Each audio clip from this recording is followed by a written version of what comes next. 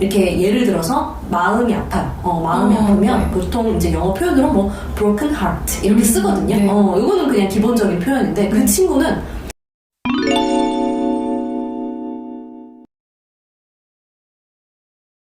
그러면 우리 초등학생들, 중학생들 중에서 글쓰기를 잘하는 친구들 있잖아요. 그런 그렇죠. 친구들은 어떤 특징이 좀 있나요, 선생님? 사실은 잘한다는 이 기준이 여러 가지죠. 네. 평가하는 기준도 사실 항목이 그렇죠. 여러 가지인데 네. 그 중에서 이제 가장 중요한 게 방금 말씀해 주셨던 것처럼 컨텐츠 맞아요. 어떤 내용을 네. 담느냐거든요. 근데 이제 보면은 제가 이렇게 관심사가 좀 뚜렷하고 어떤 분야에 대해서 조금 이렇게 관심이 있다 보니까 깊이 있게 알게 되겠죠. 그러다 보니까 좀 깊이 있게 알게 되고 그 분야에 대해서 책이라든지 뉴스라든지 이런 것들을 접해서 많이 알고 있는 친구가 그런 글을 쓰면 제가 굉장히 깜짝 놀라요. 사실은 얼마 전에도 초등학교 6학년 친구 기후변화에 관심이 있는 친구더라고요. 제가 또 관심은 있지만 저도 이렇게 해박한 지식이 있진 않은데 그 친구가 쓴 글을 보면서 제가 배웠어요. 그럴 정도로 이 콘텐츠가 이게 다른 친구들과 같은 내용을 가지고 써도 내가 그 분야에 대해서 책을 읽고 그 분야에 대해서 관심이 있고 이렇게 읽은 내용들이 많으면 확실히 이 글의 퀄리티가 다르더라.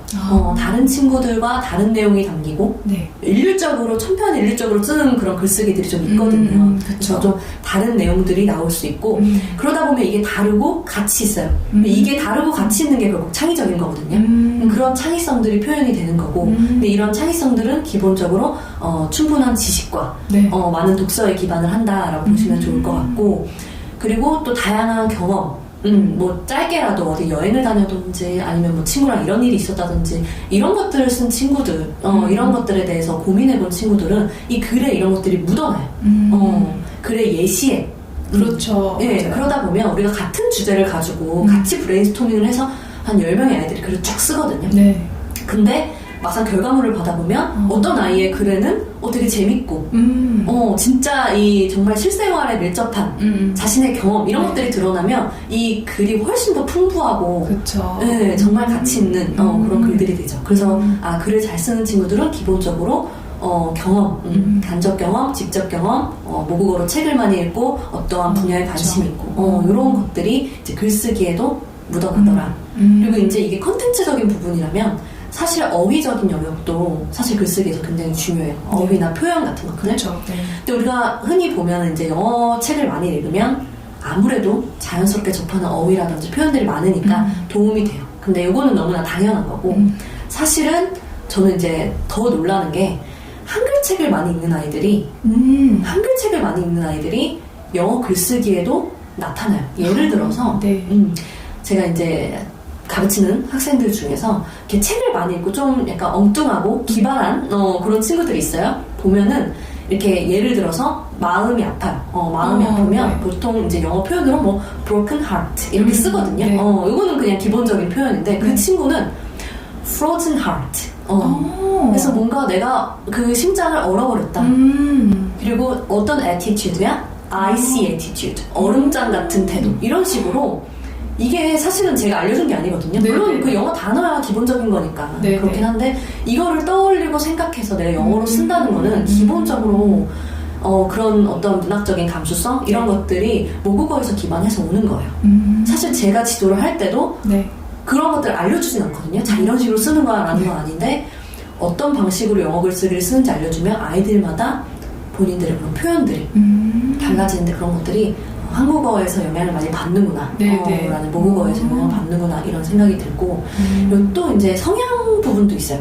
성향 같은 경우에도 기본적으로 이제 좀 말하기를 좋아하고 나서서 이야기하는 거 좋아하는 친구들이 사실은 영어 글쓰기에도 보면 그런 것들이 다 나와요. 네. 그래서 저는 이제 채점을 하거나 아이들 글을 볼 때 이름을 안 보거든요. 이름을 안 보고 이제 쫙쫙쫙 봐요. 혹시나 이런 선입견이나 이런 것들 생길까봐 제가 뭐 평가를 하는 건 아니지만 그래도 먼저 보고 나중에 이제 확인을 하는데 이 글만 봐도 그 아이가 떠올라서 보면 이름이 맞는 거죠. 그런 식으로 그렇게 네. 성향이 나타나기도 하는데 사실 그러면 또 이런 성향이 아닌 친구들은 또 그런 글을 못 쓰는 거냐라고 할 수가 있는데 그렇지 않은 게 아까 말씀드렸던 것처럼 자꾸 이렇게 질문해주고 끌어주고 하다 보면 아이들이 처음에는 딱 한 문장만 썼다가 그래서 누구랑 갔어? 뭐 이런 식으로 그렇죠. 질문을 네. 해주면 아이들이 점점 생각을 물어가면서 점점 더 길게 더 풍부하게 쓰는 거거든요. 그래서 그때 아이들이 뭐 예를 들어서 내가 거기를 갔다 이렇게만 쓰면 거기 가서 무슨 말 했어? 라고 하면 그 다음에 무슨 말을 했는지 이렇게 쓰면서 좀 더 풍부하게 가는 네. 거거든요. 그래서 평소에도 좀 아이들이 딱 단답형으로 말을 많이 해요. 그러면 맞아요. 거기에 대해서 조금 더 깊이 있는 질문들을 던져주고 이렇게 하는 그런 대화법 이런 거에서도 영향을 받을 수 있다라는 거 말씀드리고 싶어요. 네. 그러니까 이제 국어 글쓰기 할 때나 일기 쓰기 할 때도 애들이 뭐 했다 이렇게 끝나거든요. 네네. 그런 친구들은 사실 영어 글쓰기 할 때도 그 정도 수준밖에는 안 나오거든요. 근데 선생님 말씀 들으면서 저도 굉장히 공감을 한 게 이제 우리말로 어머님들이 그걸 끌어내 주셔도 되잖아요. 맞아요. 그러니까 어머님들이 자꾸 영어를 못해서라고 생각하지 마시고요. 그거를 우리말로 아이들한테 끌어주시면 아이가 생각을 해서 본인의 그 영어 능력치에 맞게 글을 써 내려가는데 컨텐츠 부분은 어머님들이 좀 도와주시면 좋겠다라는 생각이 좀 들었습니다. 선생님 말씀 들으면서. 그리고 또 하나 네. 조금만 추가를 하자면 네. 이게 아까 성향 말씀드렸는데 사실 그거보다 제일 중요한 게 뭐냐면 이 새로운 것을 과감하게 시도해 볼 수 있는 용기. 그러한 용기가 굉장히 중요해요. 왜냐면 아이들이 이제 라이팅 어려우니까 네. 보통 선생님들이 같이 이제 브레인스토밍을 하고 같은 걸 써도 결과물이 조금씩 다른데 네. 조금씩 다를 수밖에 없는데 보면은 이렇게 좀 재밌는 표현, 나의 이야기 이런 것들을 넣어보는 건 사실 아이들에게 있어서 용기거든요. 우리 성인들도 마찬가지지만 그렇죠. 네. 근데 이런 것들을 넣었을 때 이제 넣을 수 있도록 격려를 해주는 것도 중요하고 그런 것들을 넣었을 때 와 이런 예시가 들어가니까 진짜 글이 달라진다 이런 식으로 네. 정말 이렇게 진심으로 이런 것들을 잘 구체적인 짚어주는 칭찬. 거. 네 맞아요. 아까 말씀하시는 말씀했던 것처럼 네. 말씀드렸던 것처럼 그런 것들인데 그렇게 하다 보면 아이들이 자신감이 있어서 좀 이게 예를 들면 이런 거예요. 아까 뭐 어떤 표현을 썼는데 그게 영어적으로는 잘 맞지 않아. 근데 내가 시도를 해보는 거죠. 네네. 틀려도 괜찮아. 그렇죠. 원어민 선생님이 알아들었대.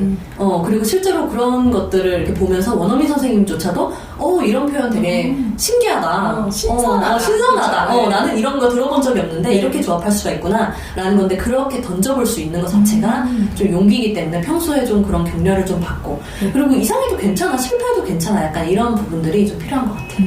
네. 정말 좋은 말씀이에요. 저는 진짜 공감을 많이 했습니다.